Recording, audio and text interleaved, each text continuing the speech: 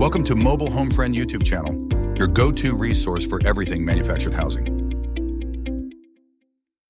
Welcome to another deep dive from Mobile Home Friend. Today, we are looking at the hidden realities of mobile home lot rent based on our latest research at mobilehomefriend.com. You know, it's a topic that catches so many prospective buyers totally off guard. It can literally turn what looks like this amazing dream of affordable housing into an absolute financial nightmare. Here's our roadmap for this explainer to help protect your wallet. We'll be covering the cheap home trap, understanding land leases, calculating your effective lot rent, why rents rise, the 10-year financial test, and finally, your pre-purchase audit. Let's jump right into Section 1, the cheap home trap, and why those bargain listings aren't exactly what they seem. We see this all the time on the Mobile Home Friend website. Buyers get lured in by these absolutely unbelievable online listings that just seem like the perfect easy entry into affordable homeownership. Imagine you're browsing real estate portals in a crazy market where standard single-family homes are pushing 400 grand, right? And suddenly, boom, you spot an absolute gem.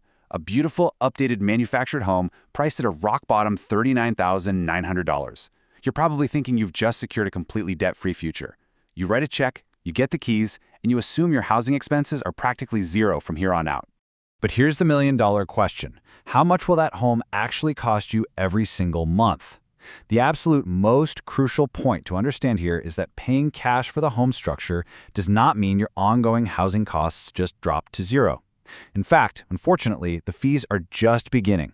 See, you've bought the house, but you haven't bought the dirt it sits on. Which brings us to Section 2, understanding land leases and the dual financial structure of park living. So this dual financial structure is a pretty fundamental, albeit confusing, real estate reality. When you move into a park, you're entering what's called a chattel lease. Basically, that means you're taking on an ongoing commercial lease obligation just for the dirt beneath your floorboards.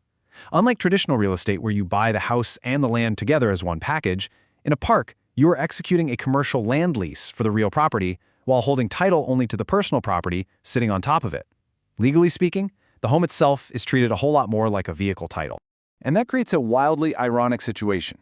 You own the physical structure, which, let's be real, weighs like 20 tons and can cost up to $15,000 to actually be mobile, but someone else completely owns the land. So you own this physical asset that constantly requires maintenance, and it is permanently parked on an appreciating piece of real estate controlled by a landlord. You are physically and financially anchored to their rules, and more importantly, their pricing. Moving on to Section 3, calculating effective lot rent. Let's look below the iceberg of advertised pricing. Now, if you want the full technical breakdown of this, check the post on mobilehomefriend.com, but the short version is this. Your advertised base rent is really just the tip of the iceberg. The actual number you absolutely must calculate is your effective lot rent. That's the number that stacks all these mandatory extra fees together. You might drive past a billboard advertising spaces for $600 a month, right? Sounds great, but then you actually get the bill. They tack on pass-through property taxes, submetered water and sewer, mandatory trash charges, literally a fee just to read your meter, and maybe a $30 pet fee. All of a sudden, that $600 rent is actually pushing $800. So before you even think about buying, you have to look at your true monthly obligation in totality. You have to realize that these site fees can often completely outpace your actual home loan payment. You've got to combine your effective lot rent, the debt service if you took out a loan for the actual home, and your standard variable utilities like electricity. Add all that up, and only then do you know if you can actually afford to live there. Let's hit Section 4, why lot rents rise, and the economic engines driving these park fees. Okay, so now that we've figured out your actual monthly bill, let's talk about why that number is practically guaranteed to go up year after year. Park owners are operating in an environment of surging property taxes, massive hikes in commercial liability insurance, and ever-increasing municipal utility rates. But the real ultimate engine driving these prices, it's structural supply constraints. Park owners have immense pricing power because zoning laws have essentially halted new park construction across the entire country. And what does that mean for you?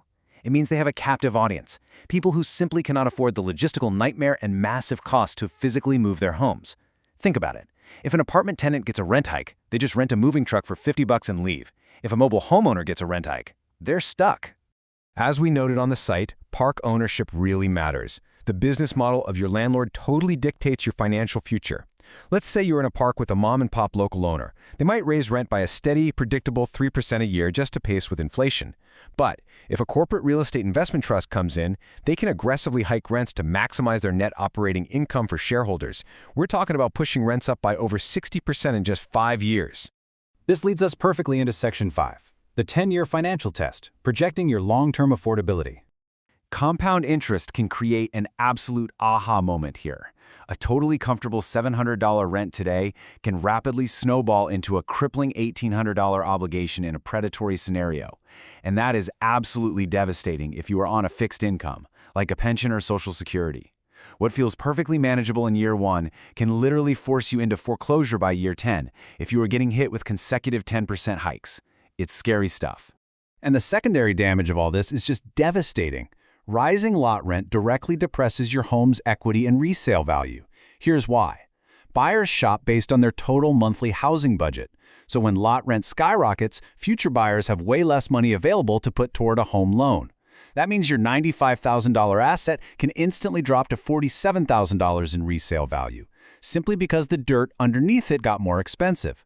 High lot rent literally transfers wealth straight from your home equity right into the park owner's real estate balance sheet. All right, let's wrap things up with Section 6, your pre-purchase audit. These are actionable steps to protect your capital. Let's transition from the problem to the actual solution. We're going to use veteran Chuck O'Dell's pre-closing audit checklist. You absolutely must treat the land lease with even greater scrutiny than the physical home itself. Demand written fee histories and analyze that master lease thoroughly before you sign a single thing. You want to audit the historical 5-year rent curve. Find out exactly who owns the park, and make sure you understand exactly how they are calculating your water and sewer bills. And here is a vital piece of advice for this explainer. Take a walk away from the sales office and go ask the long-term residents these exact questions behind management's back. Seriously, go talk to the people who have lived there for a decade. Ask them, have new fees been added? How much has your lot rent actually gone up per month over the past 3 to 5 years? Their honest answers will uncover the real story of the community's stability, uncovering truths that no glossy marketing brochure is ever going to show you. Now, while you're doing this research, you've got to be on the lookout for major red flags. If management refuses to give you written fee documentation, or if you see a massive surge of homes suddenly listed for sale all at once, watch out. Unclear submetering formulas, severely deferred road maintenance, or especially, and this is a big one, a recent purchase by a private equity group. If you see any of these, you need to pause the transaction immediately. These are flashing neon indicators of impending financial turbulence. So I leave you with this final provocative thought. When you move into a park, are you truly buying a home, or are you just signing a permanent lease? Master the mechanics of lot rent, and you'll protect your peace of mind, and more importantly, your hard-earned capital. Thanks for watching. For more guides and the full article on this topic, head over to mobilehomefriend.com. Don't forget to check the links in the description below. Thanks for watching. For more technical guides on this topic, click the link to see the in-depth article over at mobilehomefriend.com. There are many more informational dives into manufactured home topics to investigate and keep your project moving forward.